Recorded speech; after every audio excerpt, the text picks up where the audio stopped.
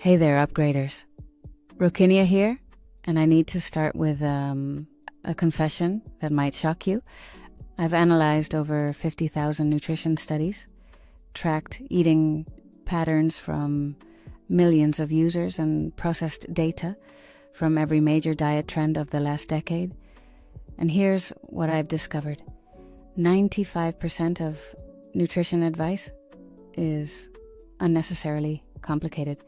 We've turned eating, something humans did successfully for thousands of years, into rocket science. Macro counting, meal timing, supplement stacking, ketogenic cycling. It's exhausting, and more importantly, it's mostly irrelevant for the results you actually want. Today, I'm going to strip away all the noise and give you the minimum effective dose for maximum results. No complicated formulas, no restrictive rules, no guilt-inducing protocols, just the essential strategies that actually move the needle. By the end of this episode, you'll understand exactly what to eat, when to eat it, and how to make it sustainable without obsessing over every gram or calorie. Let's start with the foundation: macronutrients, protein, carbohydrates, and fats. 3 categories that have spawned thousands of books, countless arguments, and more confusion than a software bug report. Here's the truth. Your body needs all 3, and the ratios matter less than you think. Let me break this down with actual data instead of diet dogma. Protein first, because it's the most important and the most misunderstood. Your body uses protein for muscle repair, hormone production, immune function, and dozens of other critical processes. Unlike carbs and fats, your body can't store excess protein for later use, so you need a consistent supply. The research is remarkably consistent. For most people pursuing fitness goals, you need between 0.8 to 1.2 grams of protein per pound of body weight daily. That's it. Not 2 grams, not 3 grams, despite what the supplement industry wants you to believe. A comprehensive meta-analysis from the American Journal of Clinical Nutrition analyzed 49 studies and found 0 additional benefit from consuming more than 1.2 grams per pound, even for elite athletes. 0. Here's what this looks like practically. If you weigh 150 pounds, you need roughly 120 to 180 grams of protein daily. That's a palm-sized portion of protein at each meal if you eat 3 times a day. Simple. But here's where most people get stuck. They think every gram needs to be perfectly timed and measured. The reality is much more forgiving.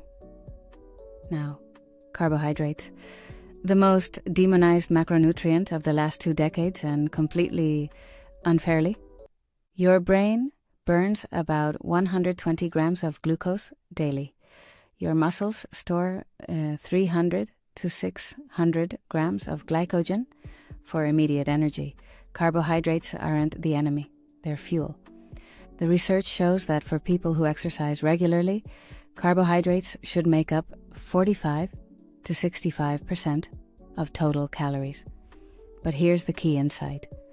The source matters more than the amount.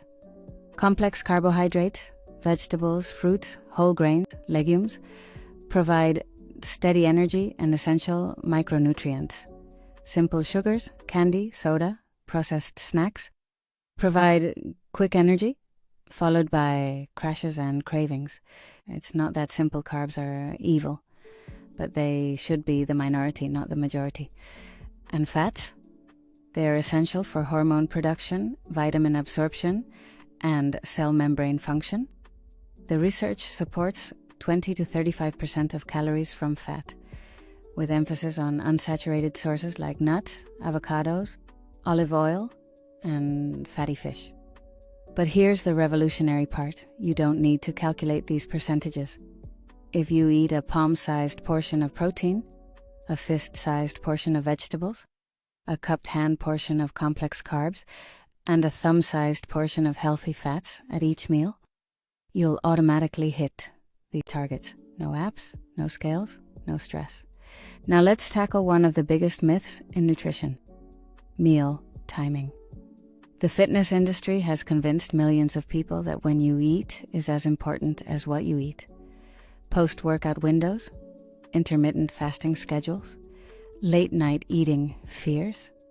It's created more anxiety than actual results. Here's what the research actually shows. For the vast majority of people, meal timing has minimal impact on body composition or performance.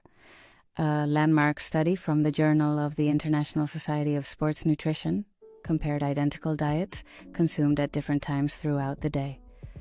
The result? No significant difference in muscle gain, fat loss, or metabolic markers. The much-feared anabolic window, that supposed 30-minute post-workout period where you must consume protein or lose all your gains, it's actually 4 to 6 hours wide, and that's only if you haven't eaten anything in the previous 6 hours. If you had breakfast and you're working out at lunch, you don't need to chug a protein shake the moment you finish your last rep. Your body is still digesting and utilizing nutrients from earlier meals. The exception? If you're training fasted, meaning no food for 8+ hours, then yes, post-workout nutrition becomes more time-sensitive. But for most people following normal eating patterns, timing flexibility is your friend, not your enemy. What about intermittent fasting? The data shows it can be effective, but not because of magical metabolic benefits. It works because it naturally reduces total calorie intake for many people. If restricting your eating window helps you eat less overall and you can stick to it, great. If it makes you miserable or leads to binge eating, skip it. The best meal timing is the one that fits your lifestyle and preferences while hitting your nutritional targets. Now let's talk about something that actually does matter more than most people realize. Hydration. We've all heard drink 8 glasses of water a day, but like most nutrition advice, it's oversimplified and potentially wrong for your specific needs. Your hydration needs depend on your size, activity level, climate, and individual physiology. The Institute of Medicine suggests about 15.5 cups of fluids daily for men and 11.5 cups for women. But that includes water from food, coffee, tea, and other beverages. Here's a better approach. Monitor your urine color. Pale yellow indicates good hydration. Dark yellow suggests you need more fluids. Clear might mean you're overdoing it. But here's what most people miss about hydration. It's not just about water. Your body needs electrolytes, sodium, potassium, magnesium, to properly utilize the water you consume. If you're exercising regularly, especially if you sweat heavily, plain water isn't enough. You need to replace electrolytes too. This doesn't mean you need expensive sports drinks loaded with sugar and artificial colors. A pinch of sea salt in your water bottle works just as well. A study from the Journal of Athletic Training found that athletes who consumed water with added electrolytes maintained better hydration status and performance compared to those drinking plain water, even when total fluid intake was identical.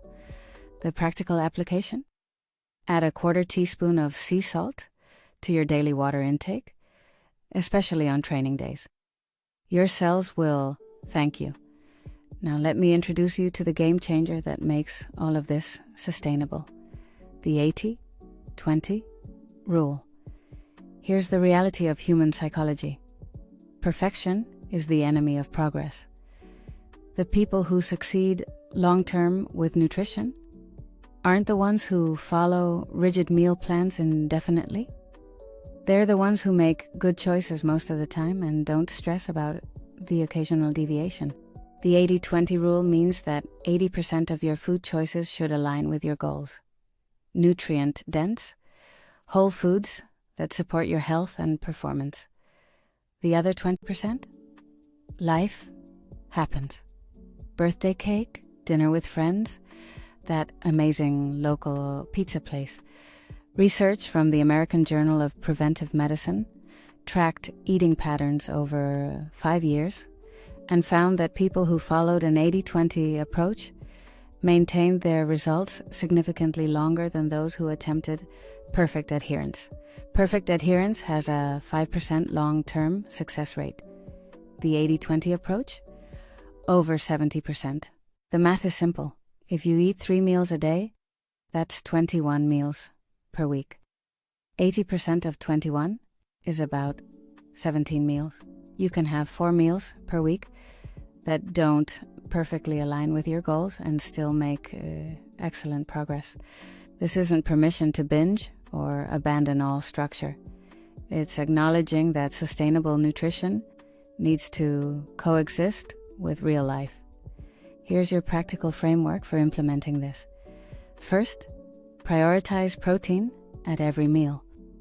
This is non-negotiable and will automatically improve satiety and body composition. Second, eat vegetables with at least 2 meals daily. They provide essential micronutrients and fiber while adding volume with minimal calories. Third, choose complex carbohydrates over simple ones most of the time. Your energy levels will be more stable and you'll feel satisfied longer. Fourth, include healthy fats daily, but be mindful of portions. Fats are calorie dense, so a little goes a long way. Fifth, stay adequately hydrated with water plus electrolytes, especially around exercise. And finally, apply the 80-20 rule. Make good choices most of the time and don't stress about perfection. Here's your homework for this week. I want you to audit one day of your current eating. Don't change anything yet, just observe. How much protein are you actually getting? Are you eating vegetables regularly? What's your hydration like? Knowledge first, then optimization. Remember, the goal isn't to eat perfectly, it's to eat well enough, consistently enough, to support your goals without sacrificing your sanity or social life. Next week, we're diving into strength standards, and I'm going to answer a question that haunts many fitness enthusiasts. How strong do you actually need to be? The answers might surprise you. Until then, this is Rokinia, reminding you that the best nutrition plan is the one you can actually follow. Keep it simple,